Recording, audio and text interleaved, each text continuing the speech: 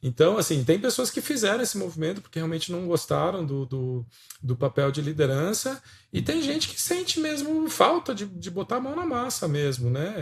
Assim, gosta de ir lá e ver a coisa acontecer.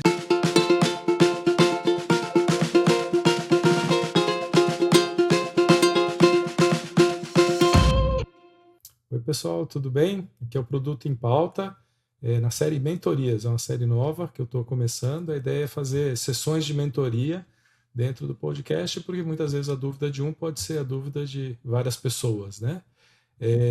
E aqui para o episódio de hoje eu estou com a Fabi Araújo. Fabi, seja muito bem-vinda. Muito obrigada. Muito legal ter você aqui. E conta um pouco de você, conta um pouco da sua história, como é que você chegou em produto. Claro, vamos lá. Bom, eu já estou aí no mercado, né? Eu falo que é mercado regulado e meios de pagamentos há 15 anos. Comecei lá na área fiscal, fui passando ali pela área comercial, passei pela parte de produtos, que não era essa estrutura de produtos que a gente tem hoje. Passei na parte de coordenação também, na questão de atendimento ali, conduzindo os projetos mais voltado para a parte de logística, mas ainda atuando muito na frente com os bancos.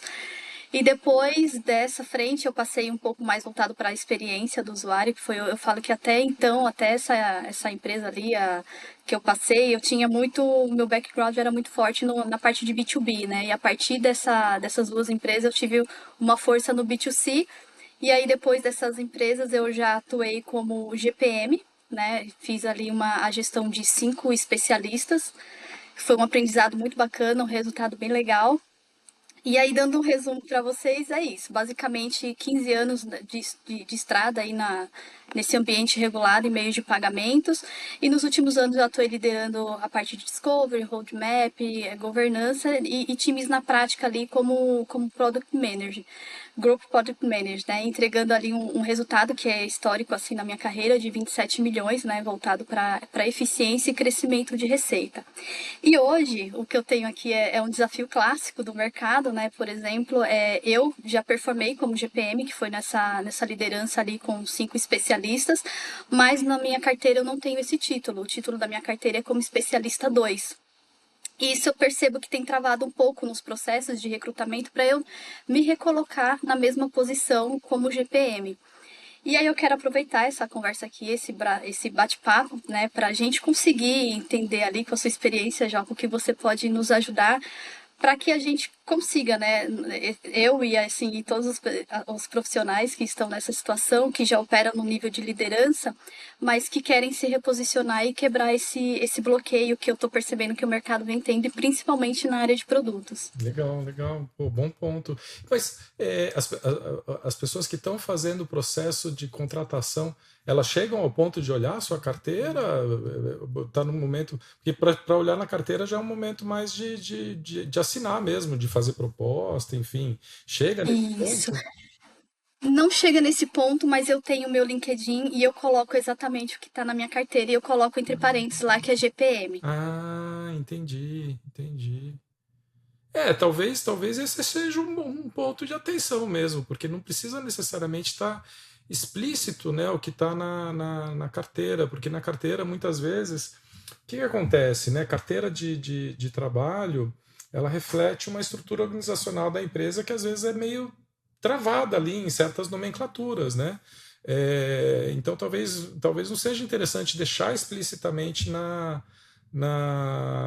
no perfil de LinkedIn, né? Talvez seja mais interessante no perfil de LinkedIn deixar mesmo o grupo Product Manager, né? Que foi o papel que você de fato exerceu durante alguns bons anos. Eu estava olhando ali o teu LinkedIn, durante alguns bons anos você trabalhou como Group Product Manager, liderando outras pessoas de produto. Então, se foi isso que você fez, faz todo sentido deixar lá esse papel e não colocar o especialista ali, porque gera confusão mesmo. Sabe? Se você for pensar, eu sugiro muito para as pessoas que estão nesse papel de buscar uma nova posição, então reavaliando o seu perfil de LinkedIn, se colocar no lugar da pessoa recrutadora, né? Como é que a pessoa recrutadora vai ler o meu perfil, né?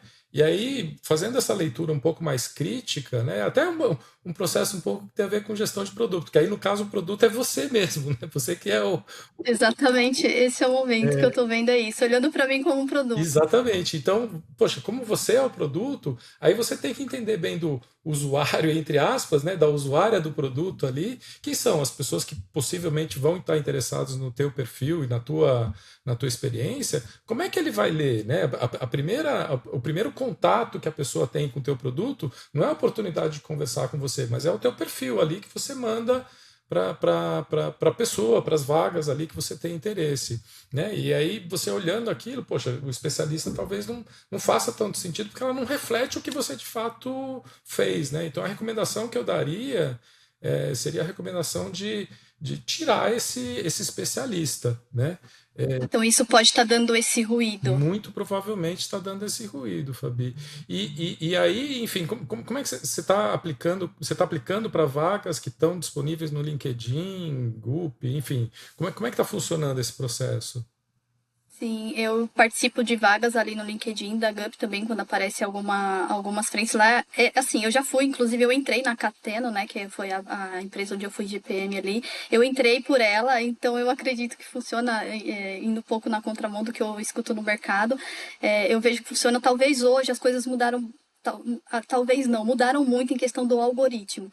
A palavra certa a gente precisa colocar, então ali no LinkedIn vira e mexe eu acabo mudando. É a mesma coisa, porém com palavras diferentes, sabe? Tanto na parte de experiência quanto na parte das atividades que eu executei. Por exemplo, em produtos a gente vive muito isso, né? Cada hora vem uma palavra nova e a atividade é a mesma, mas a forma de falar é diferente. E aí eu falo que a gente tem que viver em produtos fazendo um depara, porque o que você fazia às vezes mudou uma coisinha, mas é a mesma coisa. Aí mudou o nome, você já acha que você está fora da área. Então, de tempos em tempos, eu estou atualizando também o LinkedIn, as vagas que eu coloco, justamente por isso, por conta do algoritmo. Mas, basicamente, eu tenho utilizado essas plataformas. Entrevista eu tenho feito bastante, tá? Eu faço também no nível de especialista, porque eu falo que a gente tem aí, né, como é que eu posso dizer, os nossos compromissos, então tem que honrar, então eu aplico nas duas vagas, tanto de GPM quanto de especialista. Só que eu vejo quando eu estou aplicando para a vaga de especialista, dependendo do recrutador ou até mesmo do gestor, ele não fica confortável em pegar uma pessoa que já fez gerenciamento de 5 especialistas. Eu sinto, assim, teve umas 2 ou 3 que eu senti esse certo desconforto, sabe? Teve uma situação, por exemplo, que no meio da entrevista, quando a pessoa ela olhou o meu currículo, né, que foi no caso foi a gestora, e ela falou assim, quando eu terminei de me apresentar o que eu tinha feito, ela falou assim, olha, a gente não vai seguir. Puxa, A gente não vai seguir. Eu falei, tudo bem, foi a primeira vez que eu tive um feedback assim, real time, sabe? Aí ela falou, a gente não vai seguir e tal. Eu falei, tudo bem. Não tem problema. E aí eu vejo que às vezes acaba gerando. Aí eu tô nesse impasse, sabe? Mas agora eu entendi pra GPM, então eu tô com ruído aí no meu perfil, né? E aí eu vejo que pra especialista é como se eu tivesse um pouquinho a mais, é, sabe assim? uma coisa que eu tenho visto, né, nessa questão, poxa, eu já tive ali liderando pessoas, né, mas eu tenho interesse ou eu topo entrar em posições de contribuidor individual, né, que é o que o pessoal fala, Sim, né, IC, sim. individual contributor, né, contribuidor individual. Acho que a primeira coisa é deixar isso claro quando você vai para uma conversa de entrevista, né, de contribuidor individual, você deixar isso claro, falar, olha, eu já tive experiência liderando pessoas, mas no momento eu estou, assim, para ficar alinhado com aquela vaga ali, com aquela Sim, sim. eu estou buscando especificamente uma vaga de contribuidor individual. E, inclusive, isso até não é errado, Fabi, porque é um movimento até que tem acontecido, acho que mais forte até nos Estados Unidos, mas aqui, de uma certa forma, acontece também, que é com essas questões todas de AI que está acontecendo, como fazer produto com AI e tal.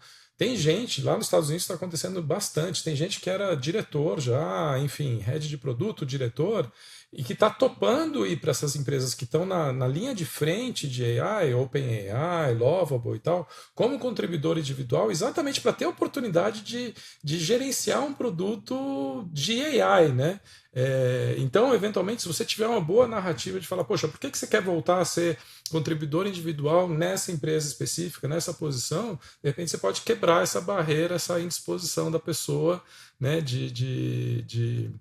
porque eventualmente ela pode até estar sentindo um receio, né, um medo. Poxa, né, eu estou aqui contratando contribuidores individuais, PMs aqui, aí vem uma moça aqui que tem experiência liderando. Pô, de repente ela vai pegar o meu lugar aqui, né? Então você meio que tem que justificar para essa pessoa, pô, por que você quer um papel de contribuidor individual, né? Deixar isso bem, poxa, eu quero porque eu, sei lá, senti vontade de voltar, botar a mão na massa, de gerenciar realmente um produto, de ter mais contato com as usuárias, de poder conversar com as usuárias, estar tá mais próximo do time de desenvolvimento, estar tá de fato, né, ajudando a construir um produto ali no dia a dia. Achei o papel de liderança muito interessante, mas nesse momento quero voltar a ter mais mão na massa. Enfim, aí você tem que construir a história que justifica esse movimento teu para contribuidor individual. Sim, o que eu costumo, que eu tenho pensado, né, é que conta muito com a maturidade da pessoa que está contratando, sabe? Por exemplo, muito pelo contrário, teve pessoas assim que foram bem legais. Elas falaram, pô, eu tô vendo aqui que você tem um histórico de liderança. Como que é esse momento? E aí eu explico, não, eu já liderei, sim, gosto de fazer isso, mas no momento eu estou em fase de recolocação e eu tenho zero problema de colocar a mão na massa, muito pelo contrário, eu até gosto, porque quando você vai para liderança, você tem que tomar cuidado para você não colocar a mão na massa e não acabar se perdendo da sua função ali, que é trazer as pessoas para jogar junto, né? E cada um fazendo a sua atividade. E quando você vai para a fase de especialista, não, já é mais a mão na massa mesmo, já é colocando, já é você tracionando ali e liderando de forma indireta, né? Porque quem é product manager tem que liderar de forma indireta. Então, assim, e eu acho muito legal quando elas mesmo puxam e falam, olha, eu tô vendo aqui que você já liderou, e como que é esse momento para você? Você vê uma maturidade muito grande dessas pessoas, sabe? Independente do que você fez, o que você vai agregar aqui no tempo que você estiver jogando junto comigo aqui, sabe? Enquanto a gente estiver ali trabalhando lado a lado. É que assim, eu não tenho essa trava, sabe? Se a pessoa teve um passado de maior e agora ela tá recuando, que é o que você falou, pô, às vezes as pessoas têm uma experiência X aqui, já fez um monte, mas ela agora quer entrar em determinado mercado, ela tá dando, é que não dá para dizer que é um passo para trás, porque a gente tem carreira Y ali, né? Então, quando você tá atuando com um especialista, você é para ali do gerente ou coordenador, dependendo de como funciona a hierarquia dentro da empresa. Então, não posso nem falar que é um passo para trás, que eu falo que o que vai contar muito é a questão salarial, né? Independente de você estar gerindo pessoas ou se você está gerindo diretamente ali o produto. E aí o que eu tenho percebido é isso, muito a questão da maturidade das pessoas.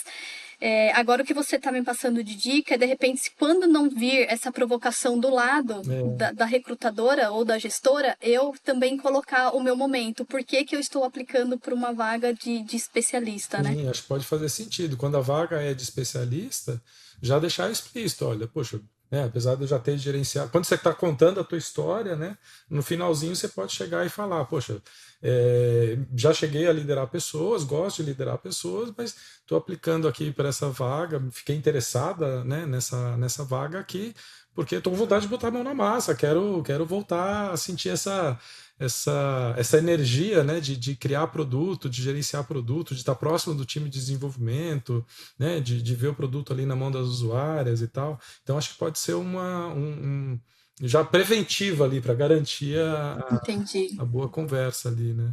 Faz sentido? Ah, muito legal. Faz total sentido. E aí, uma outra dúvida, assim, o que você tem visto do lado do mercado é um movimento normal? Porque, assim, em questão de Fabienne, eu não tenho problemas, assim, de navegar entre funções, sabe? Isso para mim é um rótulo. Mas neste momento, e aí talvez seja o ruído que eu causei dentro do meu perfil, eu senti que o mercado de algumas empresas mais tradicionais, tá? Elas acabam pegando um pouco nisso aqui, tá como especialista, alguma coisa nesse sentido. E aí a minha pergunta para você que já está há mais tempo aí, atua com bastante pessoas, é se você vê esse movimento aqui, sabe? Uma hora tá como gestor, outra hora tá como especialista, você entende como algo ruim? ou é tranquilo? Não, não, ao contrário. Eu entendo, assim, faz todo sentido. Tem pessoas que trabalharam comigo, inclusive, que foram para a liderança e não curtiram muito esse papel de liderança e falaram, não, putz, eu quero voltar a ser contribuidor individual porque liderança não é para mim, essa coisa de ajudar a desenvolver as pessoas. Não, não, tá muito, muito enrolado para mim, eu não curto, né? Então, assim, tem pessoas que fizeram esse movimento porque realmente não gostaram do papel de liderança, e tem gente que sente mesmo falta de botar a mão na massa mesmo, né? Assim, gosta de ir lá e ver a coisa acontecer, de estar mais próximo ali do produto, do time de desenvolvimento, né? Da turma de design e ver a coisa acontecer mesmo. Então, eu acho que é absolutamente natural, acho que faz parte da evolução. Eu brinco que eu mesmo voltei a ser product manager, agora com a Lovable aqui, eu acabei, né, que eu tenho esse meu produtinho de astrologia, eu voltei a ser product manager e o Lovable é o meu desenvolvedor, né? Agora, recentemente, eu chamei um amigo meu que é dev mesmo, foi um CTO na Conta Azul e tal, aí ele tá me ajudando na parte mais técnica e tal.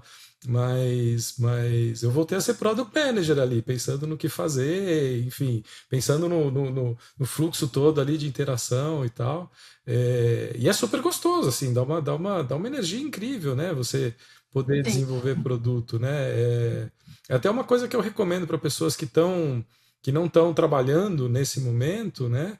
Para não perder, ou mesmo quem está fazendo transição de carreira, né? Quem é de outra carreira, fala, pô, mas eu nunca tive a oportunidade de gerenciar produto. Agora com essas ferramentas, Lovable, Replit e tal, você tem toda a oportunidade de gerenciar um produto, né? Pega algum projeto ali dos seus hobbies, enfim, dos seus interesses pessoais ali e faz um produto. É como se você tivesse uma pessoa engenheira 24/7 ali à sua disposição, né? E eu acho que, assim, desenvolver esses skills ou continuar praticando esses skills de gestão de produtos, ele inclusive até te ajudam a liderar melhor pessoas de produto, né? Não ficar distante ali, né, do dia a dia de produto, acho que te ajuda Sim. a continuar entendendo, né, como funciona a função e até como você pode ajudar pessoas que estão sob a sua liderança ali no dia a dia de produto. Eu tenho feito um pouquinho brincando aqui em automações também. Não fiz ainda com a Lovable, porque como eu fui numa linha do N2N, Ah, tá. eu estava olhando para lá. Mas eu tô ouvindo muito falar da Lovable, acho que eu vou dar uma sondada lá também para ver se de repente seja uma linguagem até mais fácil. Mas sim, eu acho legal essa questão de ir e colocar a mão na massa para você entender também o dia a dia, porque é aquele negócio. A área de tecnologia e produtos está dentro da área de tecnologia, ela muda muito rápido a todo momento. Então, às vezes você está, de repente, ali trabalhando com as pessoas e não entende a dificuldade do time. Esse é o momento, né? Colocando a mão na massa, você consegue ter alguns insights ali, putz, dá para destravar desta forma. Às vezes o time não consegue trazer a solução e aí você indo ali não é executar no dia a dia, mas pelo menos colocar um pouquinho do outro lado, né? Bem bacana, eu tenho feito isso. Espero conseguir sair uma automação legal aí. Ah, legal, legal. E me conta uma coisa, você tem conseguido um bom número de entrevistas? Você tem conseguido. Como é que está esse momento aí de encontrar entrevistas interessantes, empresas bacanas? Sim, eu fiz bastante entrevista, bem legais, assim, eu falo que eu nunca fiz tanta entrevista assim em tão pouco tempo, sabe? Chega uma hora que você já tem que tomar até cuidado para não entrar no piloto automático, porque eu falo que cada entrevista que você vai fazer, você faz um mini discovery, ali, porque você tem que ver quem é a empresa, como que funciona e assim, principalmente meio de pagamentos, a gente está vivenciando uma coisa muito diferente, não é? Com essas questões de liquidação ali pelo Bacen e tal. Então a gente que está entrando, você entra numa empresa, você quer entregar o seu melhor, mas você também quer ter o seu contra, né? O seu contra que é o seu salário ali. Então eu falo que você tem que fazer uma pesquisa também sobre a empresa, você tem que fazer um discovery ali dela.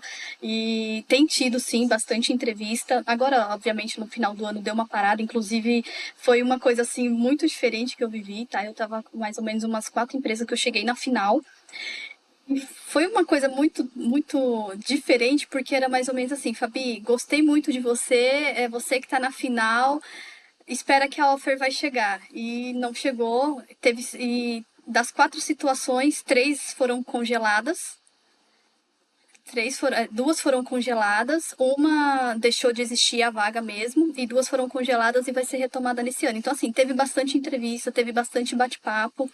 Uma coisa que eu enfrentei um pouco no começo, como eu colocava.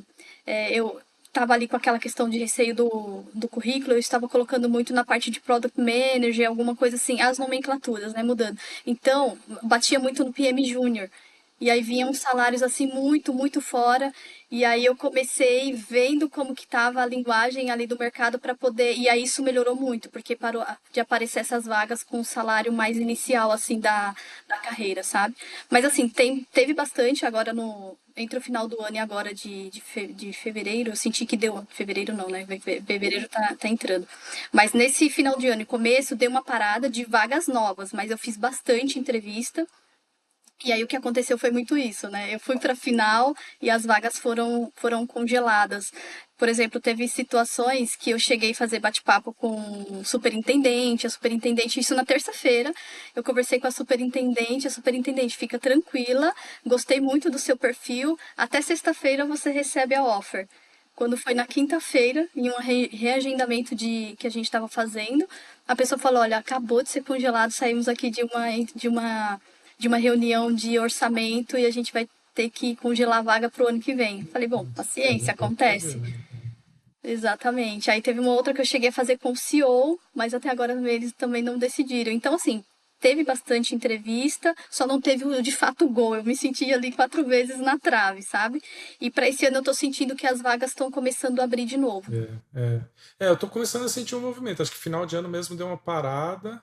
Acho que agora, final de janeiro, início de fevereiro, vai começar a ter um movimento um pouco maior mesmo. Tô com essa expectativa, mas muito legal. E você tem mais algum ponto que você gostaria de tocar aqui na mentoria? Olha, sim, sobre tendências. Eu tenho escutado muitas coisas, mas eu queria ouvir do Joca, que já está aí até na parte de ensinos mesmo, né, para quem é de produtos.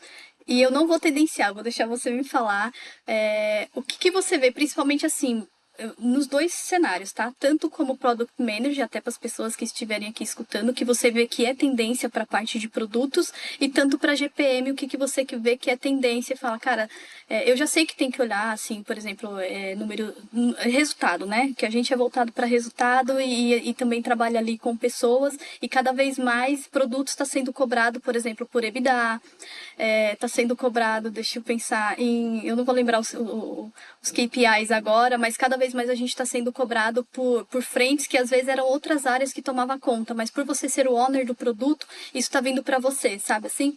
Então eu queria saber de você quais são as tendências que você tem assim no seu radar que você pode deixar de dica pra gente. Fabi, essa é uma pergunta muito boa, porque, enfim, já ouvi vários lugares também falando disso como tendência, né, de produto e liderança de produto, olhando cada vez mais para resultado, mas isso, na verdade, não deveria ser uma tendência assim, né? Na verdade, isso faz parte do core da função de produto, né? O produto, desde sempre, desde que nasceu, o que produto faz, né? Assim, aí voltando para o básico, né, da função de produto. Gestão de produtos é resolver problema da cliente por meio de tecnologia de uma maneira que gere resultado para a empresa.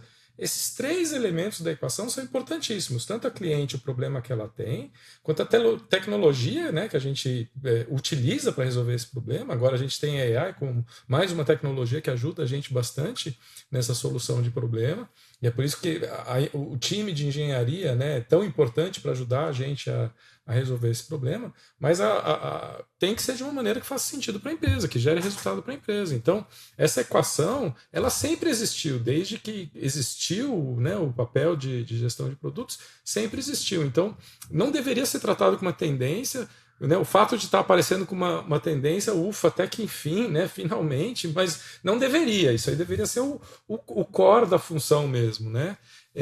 Agora, falando especificamente de tendências, assim, que eu tenho visto bastante. Até outro dia mesmo estava conversando com uma outra pessoa que estava falando, poxa, que eles estão montando um time ali, mas que está com poucos engenheiros e o pessoal de produto está construindo a primeira versão do produto direto nessas ferramentas de AI, o que eu estou achando interessante. Quero ver até onde isso vai, né? Porque, enfim, antes do AI, né, o que a gente costumava falar é uma proporção de 5 a 9 pessoas de engenharia para cada pessoa de produto. Essa era a proporção mais comum ali. E tem gente falando que essa proporção está diminuindo em função dessas ferramentas novas, ferramentas de AI, que ajudam, enfim, a tirar a ideia do papel muito rápido.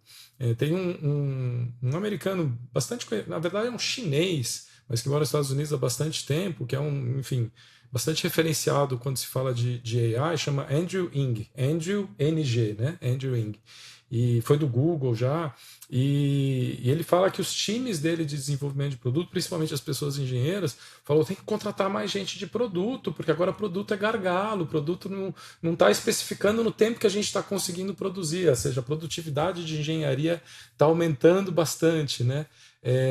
Então, enfim, acho que a gente ainda vai ver um pouco como que essas proporções vão ficar, né? O papel de produto agora com essas ferramentas que facilitam, né? Construir produto, construir protótipo, como é que vai ficar os relacionamentos ali produto engenharia. Engenharia tem que, assim, eu sempre vi engenharia como extremamente importante, não só para o delivery, né? Mas eu falo muito do discovery de solução. Uma coisa é o discovery do problema, outra coisa é o discovery da solução. Engenharia sempre foi muito importante no discovery da solução. E aí um risco que tem com essas ferramentas de vibe coding as pessoas de produto falam, agora a gente não precisa de engenharia para fazer discovery de solução e exclui a engenharia. Não, ao contrário, engenharia tem que fazer parte. Então, eu acho que não sei se é uma tendência propriamente dito, mas é algo para a gente olhar com bastante atenção, como que a dinâmica de um time de produto vai evoluir com essas ferramentas que estão aparecendo de desenvolvimento de produto. Acho que é algo bem interessante para a gente acompanhar. Agora, gerar resultado para mim não é tendência, para mim é core da função, sempre foi e sempre vai ser. Assim, faz parte do que não só o gestor de produtos, mas a pessoa gestora de produtos tem esse papel de trazer, né, esse foco no resultado, mas é do time inteiro de desenvolvimento de produto. Inclusive, engenharia também tem que estar focada em resultado, design também tem que estar focado em resultado. Todo mundo do time de desenvolvimento de produto tem que estar ligado em que resultado que se espera daquele produto. É muito bom ouvir isso, sabe? Porque é o óbvio que precisa ser dito. Porque quando veio o método ágil, por exemplo, já era uma dor. Você vai ter esse histórico quando a gente precisava levar algum template não, mas algum mockup ou alguma POC para o cliente, e a gente não tinha isso, porque você tinha que passar por uma linha que tinha que desenvolver, gastar muito para você conseguir falar para o cliente, testa aí, cliente, né? E aí, assim, com muita conversa ali com o time técnico, a gente ia conseguindo algumas coisinhas para testar, mas com muito receio, e o cliente também não tinha maturidade. Você às vezes levava um pedacinho de uma coisa para ele testar e ele achava que a solução inteira estava pronta. Então evoluímos, aí chegamos na metodologia ágil. E nos dados você trouxe assim músicas para os meus ouvidos ouvir isso que você fala, cara, isso é o básico, eu concordo. Mas dependendo da empresa que você tá e ela entende que ela é responsável por aquele dado ou fazer o reporte alguma coisa. Quando o produto pede, porque você precisa ver para que lado o produto está indo, a pessoa assim gera um certo ruído, entende? Então, quando essas coisas vão, para mim também é óbvio, mas quando essas coisas começam a florescer e quando você já vai sendo contratado e te pedem isso, eu falo, pô, legal, a empresa já está num nível de maturidade a mais, digamos assim, sabe? Não sei se você vivenciou isso, mas a área de produtos, por ela pegar todas as camadas, não é só a engenharia ali, o pessoal de jurídico, mas a gente acaba interagindo com a empresa de ponta a ponta. Por conta que o produto, onde o seu produto passar, é onde você vai ter interação, né? E onde ele tiver interação, você precisa saber o resultado que ele está dando, o custo que tem com o que o seu produto tem em relação àquilo. Não é só a receita, mas também o custo. Por exemplo, eu já tive que encerrar um produto que ele era bom para o mercado, competitivo, existem outros que estão aí rodando bem, e teve que ser encerrado porque, como ele foi criado no passado, a base dele não se pagava. Uhum, uhum. Sabe assim? Então é muito bom ouvir que você falar assim, pô, mas isso daí não devia nem ser tendência, isso é mais que obrigatório. É muito legal ouvir isso. Eu já ouvi uma palestra sua, não lembro exatamente qual empresa que você fez. Eu até comentei o seu post depois, falando que era muito legal as empresas convidarem pessoas de produtos para falar, porque você equaliza conhecimento, sabe? Porque tem uma questão egóica interna, não sei que nome que pode dar para isso, que a gente que está na área de produtos tem que ficar, às vezes, discutindo coisas que, cara, eu tenho que responder por isso. Em algum momento, pode passar 5, 10 anos, vai voltar, que produto vai ter que ser responsável, porque ele tem que minimamente olhar e alinhar com a área. Olha, a gente está indo para esse lado e esse processo vai passar aí por dentro, vai passar aí por dentro. O que você precisa? Vamos lá, vamos desenvolver junto, vem para cá. Então, quando eu vi essa sua palestra agora casando com o que a gente está falando isso, é muito isso. O óbvio, ele precisa ser dito e quanto mais eu falo que as empresas chamam pessoas de produtos para palestrar internamente, isso é muito bom porque vai equalizando, o pessoal vai entendendo, entendi porque produtos está vindo até aqui, ou entendi o porquê que estão me pedindo isso, porquê que estão me pedindo aquilo, porquê que está olhando para isso. Eu falo que vai amadurecendo, né? Mas muito legal e gostei dessa questão da tendência que eu não sei se o nome correto é muito esse, mas é mais voltado ali para uma pegada mais builder, né? Produtos meio que criando algumas coisas ali, dando já que o pessoal, nossa, isso é um sonho, já que o pessoal da engenharia tá tão assim rápido no desenvolvimento, entregando rápido, então a gente vai ter que ganhar velocidade do nosso lado. Ou seja, um backlog cada vez mais estratégico, entregando valores, porque a galera vai entregar rápido e com uma estrutura muito mais embasada, né? Sim, Já que a gente está com velocidade do outro lado. exatamente. É isso que eu tô vendo mesmo. Muito legal. Muito bom, muito bom. Poxa, Fabi, super obrigado aí. Espero que tenha sido útil. Adorei a nossa conversa. Não sei se você quer comentar mais alguma coisa para a gente fechar o episódio. Eu quero só agradecer mesmo a oportunidade. Parabéns aí pelo canal, vai ser de muito sucesso.